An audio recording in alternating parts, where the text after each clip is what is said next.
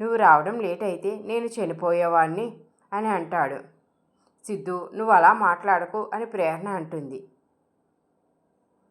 సరే, ఇక ఈ విషయం ఇక్కడితో వదిలే అని సిద్ధు అంటాడు. ఇక ప్రేరణ, ఇప్పటికే చాలా లేట్ అయింది, అమ్మ నా కోసం ఎదురు చూస్తూ ఉంటుందని ఇక బయలుదేరదామని ప్రేరణ సిద్ధుతో అంటుంది. ఇక ఇద్దరూ కలిసి ఇంటికి బయలుదేరతారు. మరోవైపు రంజిత్ అయితే ఇక ఐశ్వర్య మాటలు గుర్తు చేసుకుని నవ్వుకుంటూ ఉంటాడు. ఇంతలో ఐశ్వర్య వెనక నుంచి వచ్చి భూ అని రంజిత్ని భయపెడుతుంది. నువ్వా అని అంటాడు. ఏంటి సార్, ఏంటి నవ్వుకుంటున్నారు? మీ మొహంలో ఎప్పుడూ సీరియస్నెస్సే చూశాను, అలాంటిది నవ్వు కనిపిస్తుంటే ఆశ్చర్యంగా ఉంది. ఏంటి, ఏం జోక్ గుర్తొచ్చింది నాకు చెప్పండి అని అంటే, జోక్ ఏమీ లేదు, నువ్వు నా కోసం వాళ్ళతో మాట్లాడావు కదా, అందుకని అది తలుచుకొని నవ్వుకుంటున్నాను అని చెబుతాడు. అవును సార్, మీరు ఎంతో గంభీరంగా ఉంటారు కదా, మరి వాళ్ళు అలా కామెంట్ చేస్తుంటే మీరేమీ మాట్లాడలేదే అంటే, ఇక వాళ్ళు కామెంట్ చేసింది నిజమే కదా, నాకు మతిమరుపు ఉంది కదా, వాళ్ళు అలా అనుకోవడం వాళ్ళ మూర్ఖత్వం, నేను ఇంకా వాళ్ళని ఏమంటాను, నా బదులు అన్ని మాటలు నువ్వే అన్నావు కదా, నన్ను ఫస్ట్ టైం నువ్వు సపోర్ట్ చేశావు, చూసారా సార్ మీరు నన్ను మెచ్చుకుంటున్నారు, ఈ ఐశ్వర్య అంటే ఎప్పుడూ మంచి పనులే చేస్తుంది అని అంటుంది. సరే, అమ్మ భోజనానికి రమ్మంటుంది, రండి అని ఇక ఐశ్వర్య రంజిత్ని పిలిస్తే పద అని అంటాడు. ఇక ఐశ్వర్య ఏదో చెప్దామని వెనక్కి తిరిగేసరికి ఇక రంజిత్ తలకు ఐశ్వర్య తల తగులుతుంది. ఏంటి సార్ ఇది అంటే, నువ్వే కదా చూసుకోవాలి అని రంజిత్ అంటాడు. సరే సార్ రండి వెళ్దాం అని అంటుంది ఐశ్వర్య. అవును సార్, మీరు గతం ఎలా మర్చిపోయారు? మీకు చిన్నప్పటి నుంచి గతం గుర్తులేదా? లేదో మధ్యలో ఏదైనా యాక్సిడెంట్ అయ్యి గతం మర్చిపోయారా అని అడిగేసరికి ఇక రంజిత్ అయితే తన గతం గుర్తు చేసుకుంటూ చాలా డిప్రెషన్కి లోనవుతాడు. చెమటలు బాగా పట్టేస్తాయి. ఇక ఐశ్వర్య, ఏంటి సార్ ఏమైంది, చెమటలు పడుతున్నాయి అని అంటుంది. ఏం లేదు. సరే రండి సార్ అంటే, లేదు నేను ఇప్పుడు భోజనం చేయను, నువ్వు వెళ్ళు అని అంటాడు.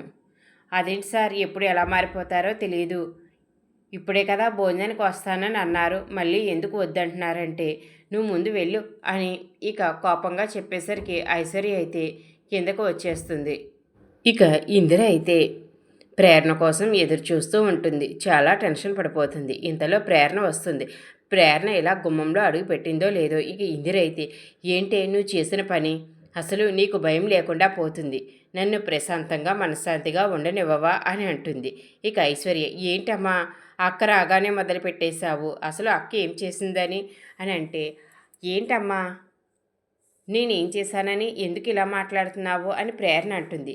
నువ్వేం చేశావో నేను చూశాను, అయినా ఆ మినిస్టర్ గారితో నీకెందుకే? అది కాదమ్మా, సిద్ధుని మినిస్టర్ గారు ఏం చేస్తారో అని నాకు చాలా కంగారు వచ్చింది. నేను ఒక్క నిమిషం లేటుగా వెళ్తే సిద్ధు ప్రాణాలతో ఉండేవాడు కాదు. నువ్వు ఊళ్ళో వాళ్ళందరి సమస్యలు నెత్తి మీద వేసుకుంటున్నావు. పెళ్ళి జరిపించేసావు కదా, అక్కడితో ఊరుకోవచ్చు కదా.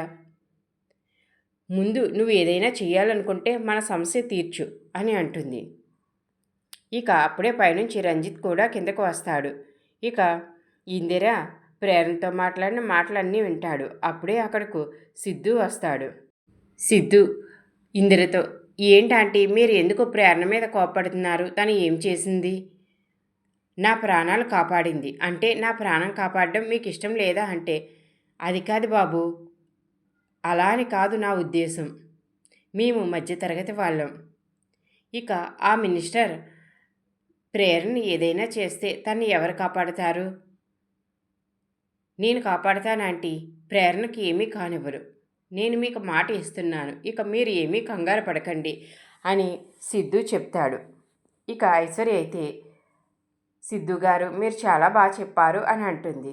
ఇక రంజిత్ కూడా, అవునండి, సిద్ధు వాళ్ళు చేసింది కరెక్టే, మీరు ఎక్కువగా భయపడుతున్నారు, అయినా తల్లిగా మీరు బాధపడడంలో న్యాయం ఉంది, కానీ ప్రేరణ సిద్ధు కలిసి ఒక జంటను కలిపారు, అది తప్పు కాదు, అది అవతల వాళ్ళకి సమస్యగా అనిపిస్తుంది, కానీ సిద్ధు ప్రేరణ మీ ఇద్దరు జాగ్రత్తగా ఉండండి. ఏ సమస్య వచ్చినా ఇద్దరూ కలిసి ఎదుర్కోండి. సిద్ధు, ఈ బుక్ ఇవ్వడానికి వచ్చాను ప్రేరణ, బుక్ తీసుకో అని అంటాడు. ఆంటీ, ఇక మీరు ధైర్యంగా ఉండండి. మేము చేసింది మంచి పనే.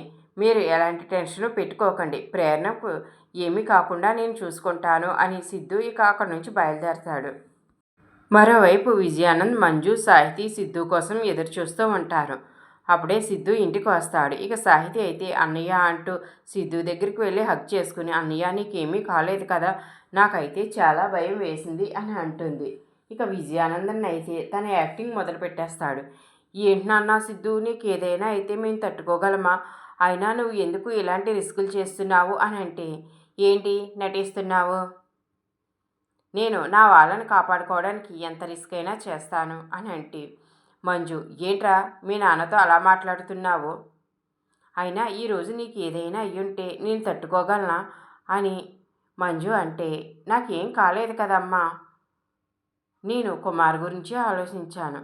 కుమార్కి ఏదైనా అయితే తను లేకుండా నేను ఉండలేను. అందుకని కుమార్ కోసం నా ప్రాణాలకి తెగించి అక్కడికి వెళ్ళాను. నా అనుకున్న వాళ్ళకి నేను ఏదైనా చేస్తాను అని అంటే, సాహితి అన్నయ్య, నువ్వు నీ వాళ్ళ కోసం మంచి చేస్తావు, కానీ నువ్వు జాగ్రత్తగా ఉండాలి కదా, నీకోసం అమ్మ నేను చాలా కంగారు పడ్డాం అని అంటుంది. ఇక విజయానంద్ అయితే, అవును సిద్ధు, నువ్వు నీ వాళ్ళ కోసం ఏదైనా చేస్తావు. ఇప్పుడు ఆ కుమార్ గారిని కాపాడాను అని అంటున్నావు. ఒకవేళ మినిస్టర్ నిన్నేమైనా చేస్తే మరి మీ అమ్మకు నువ్వు లేకపోతే మీ అమ్మ తట్టుకోగలదా? అప్పుడు మీ అమ్మను ఎవరు చూస్తారు? ఆ కుమార్ వచ్చి నీ స్థానం పూర్తి చేయడు కదా. ఏంటి ఇలా మాట్లాడుతున్నావు? నీ స్వలాభం కోసం నువ్వు ఎలాగైనా మాట్లాడతావు. ఆ మంత్రి కూడా అంతే. తన స్వార్థం కోసం తన కూతుర్ని వేరేవాడికి ఇచ్చి పెళ్లి చేయాలని అనుకున్నాడు. నువ్వు అంతే. నువ్వు ఆ ఘన ఎలాంటి వాడో తెలుసు కూడా మన సాహితినిచ్చి పెళ్లి జరిపించాలనుకున్నావు. ఇక విజయానందన్, అబ్బబ్బే అదేమీ లేదు. ఆ ఘనగాడు మీ అమ్మను సాహితిని ఎలా నమ్మించాడో అలాగే నన్ను నమ్మించాడు. నేను మంచివాడనుకునే ఇక సాహితినిచ్చి పెళ్లి చేద్దామని అనుకున్నాను. కానీ వాడు మంచివాడు కాదు కదా, అది తెలిసింది కదా. ఇక ఈ పెళ్లి జరగలేదు కదా, ఎందుకు ఆ విషయాన్నే పదే పదే మాట్లాడతావు అని విజయానంద్ అంటాడు. ఇక మంజు అయితే, ఏంట్రా నువ్వు అయిపోయిన విషయాలన్నీ ఎత్తుకుంటున్నావు, ఇప్పుడు దాని గురించి కాదు, నువ్వు ఇక ఏ సమస్యల్లోకి వెళ్ళకు అంటే, అమ్మా నేను ఎవరి జోలికి వెళ్ళను, నా వాళ్ళ జోలికి ఎవరైనా వస్తే ఊరుకోను అని అంటాడు. ఇదే మార్చుకోవాలి సిద్ధు అని విజయానంద్ అంటే, నేను మారను, నా వాళ్ళ కోసం నేను ఎంత రిస్క్ అయినా చేస్తాను అని అంటాడు. అమ్మా నువ్వేమీ కంగారు పడకు, నాకేమీ కాదు, నీలాగే నా కోసం ఆలోచించే ప్రేరణ ఉంది అని ఇక సిద్ధు చెప్పడంతో విజయానంద్, ఏంటి ఈ ప్రేరణ చూసి వీడు ఇలా మాట్లాడుతున్నాడు, ఈ ప్రేరణ వచ్చిన తర్వాత వీళ్ళలో చాలా మార్పు వచ్చింది, వీళ్ళిద్దరినీ ఎలాగైనా విడతీయాలి అని అనుకుంటాడు. ఇక సిద్ధు అయితే తన రూమ్కి వెళ్ళి ఫ్రెష్ అయ్యి ఇక ప్రేరణ గురించి ఆలోచిస్తూ ఉంటాడు. ప్రేరణ ఏంటి మాట మాటికి రుణమంటుంది. అసలు నేను ఏ విషయంలో తనకు సహాయం చేశానో నాకు అసలు అర్థం కావటం లేదు. ఏదైనా అడిగితే సమయం వచ్చినప్పుడు నీకే తెలుస్తుంది అని అంటుంది. కానీ తన మాట దాటేస్తుంది. ప్రేరణ వాళ్ళ నాన్న ఎవరో తెలియదు. ఈ ఊరు వచ్చిన కాంచి వాళ్ళమ్మ తన చెల్లి ఉంటున్నారు. వాళ్ళకి మావయ్య అండగా ఉన్నాడు. అతన్ని అడిగితే నిజం చెప్తాడా? అసలు ప్రేరణ నాన్న ఎవరు? ప్రేరణ గతం ఏమిటి? ఎలాగైనా తెలుసుకోవాలి. నేను చేసిన సహాయం ఏమిటి? ఏంటి ఎంత ఆలోచించినా ఏమీ అర్థం కావటం లేదు అని అనుకుంటాడు. ఘనాన్ని చూస్తే ప్రేరణకు ముందు నుంచి కోపంగా ఉన్నట్లే అనిపిస్తుంది. కానీ ఘనాకి ప్రేరణకి సంబంధం ఏమిటి? ఘన ఇక్కడ వాడు, కానీ ప్రేరణ వేరే ఊరు నుంచి వచ్చింది. అసలు ఏమై ఉంటుంది? ఈ ప్రశ్నలన్నింటికీ నాకు సమాధానం ఎలా దొరుకుతుంది? నేను ఇప్పుడు ఎవరిని అడగాలి? ఐశ్వర్యని అడిగితే చెబుతుందా? లేదు, ఐశ్వర్య చెప్పదు. తన్ని అడిగితే మళ్ళీ వాళ్ళ అక్కతో చెప్పేస్తుంది. ఇప్పుడు ఎలాగా? ఆంటీని అడుగుదామా? ఆంటీ అయినా నిజం చెప్తారో లేదో. ఇప్పటికే నేను ప్రేరణ విషయంలో కలగ చేసుకుంటున్నానని ఆంటీ అపార్థం చేసుకున్నారు. మళ్ళీ ఇప్పుడు ఈ విషయం అడిగితే ఏమనుకుంటారో. వద్దొద్దు, ఆంటీని కూడా అడగకూడదు. మరి ఇప్పుడు ఎలా తెలుసుకోవాలి అని అనుకుంటాడు. సరే, రేపు ఎలాగైనా ఈ విషయం తెలుసుకుంటాను అని సిద్ధు మనసులో అనుకుంటాడు. తర్వాత రోజు ఉదయం సిద్ధు ఇక బయటకు వెళ్తుంటే మంజు అయితే ఎప్పట్లాగే, సిద్ధు వద్దు నాన్న, నువ్వు బయటకు వెళ్తుంటే నాకు చాలా కంగారుగా ఉంది. ఆ మినిస్టర్ నీ మీద, ఆ ప్రేరణ మీద చాలా పగపట్టాడు కదా అని అంటుంది. అమ్మా, నేను రాత్రే చెప్పాను కదా, నాకు ఎలాంటి భయమూ లేదు. ఆ మినిస్టర్ నన్ను ఏమీ చేయలేడు. నువ్వు అనవసరంగా భయాలు పెట్టుకోకమ్మా. నేను కేఫ్కి వెళ్తున్నాను. ఇక నాకు ఏమీ కాదు. నువ్వు ఆ టెన్షన్లన్నీ వదిలే, మామూలుగా ఉండు. నేను హ్యాపీగా తిరిగి వస్తాను అని సిద్ధు అంటాడు. ఏమో నాన్న, నాకైతే కంగారు తగ్గడం లేదు. కొన్ని రోజులు మనం దూరంగా ఎక్కడికైనా వెళ్దాము అని అంటుంది. లేదమ్మా, మనమెందుకు దూరంగా పారిపోవాలి ఆ మినిస్టర్కి భయపడి? నువ్వు అనవసరమైన భయాలు పెట్టుకోకు. నీకు నేను మాట ఇస్తున్నాను. నా అంతటి నేను ఏ గొడవలకి వెళ్ళను అని చెప్తాడు. ఇక మంజు అయితే, సరే నాన్న, నువ్వు ఎలాంటి గొడవలకు వెళ్ళకు అని అంటుంది. అయినా తల్లిగా నాకు భయం ఉంటుంది కదా, అందుకనే నీకు జాగ్రత్తలు చెప్తున్నాను అని అంటుంది. అవునమ్మా, నేను నిన్ను అర్థం చేసుకోగలను అని సిద్ధు అంటాడు. సిద్ధు ప్రేరణ తీసుకురావడానికి వెళ్తుంటే ఇక రంజిత్ అయితే దారిలో కనిపిస్తాడు.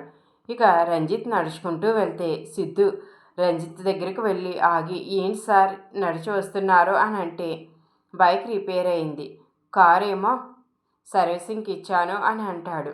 సరే సార్ రండి, నేను డ్రాప్ చేస్తాను అని సిద్ధు రంజిత్తో అంటాడు. రంజిత్, సరే సిద్ధు అని ఇక సిద్ధు బైక్ అయితే ఎక్కుతాడు. సార్, మిమ్మల్ని నేను ఒకటి అడగాలనుకుంటున్నాను అని సిద్ధు అంటే, ఏంటి సిద్ధు అడుగు అని రంజిత్ అంటాడు. సార్, ప్రేరణ వాళ్ళు వచ్చినప్పటి నుంచి వాళ్ళ నాన్న గురించి మాట్లాడుకుంటారు, కానీ వాళ్ళ నాన్న ఎవరో తెలియదు. మీకేమైనా తెలుసా అని అడిగితే ఇక రంజిత్ అయితే తెలుసు అని, ఏంటి సార్ మీకు తెలుసా, ఎవరు నాకు చెప్పండి అని అంటే, అసలు ప్రేరణకి ఏ సమస్య ఉంది, తను ఏదో సమస్య అంటది, కానీ నాతో మాత్రం చెప్పదు అని సిద్ధు అంటే ఇక రంజిత్ అయితే, ఘన వాళ్ళ నాన్నే రాజశేఖరం, ఇక ప్రేరణకు కూడా అతనే కన్నతండ్రి అని చెప్తాడు. ఇక సిద్ధు అయితే ఒక్కసారిగా షాక్ అవుతాడు ఆ మాట వినగానే. ఏంటి సార్ మీరు చెప్పేది నిజమా? అవును నిజమే. ఒకరోజు వీళ్ళని ఇల్లు ఖాళీ చేయించమని ఆ ఘన రౌడీని తీసుకొచ్చి చాలా గొడవ చేశాడు.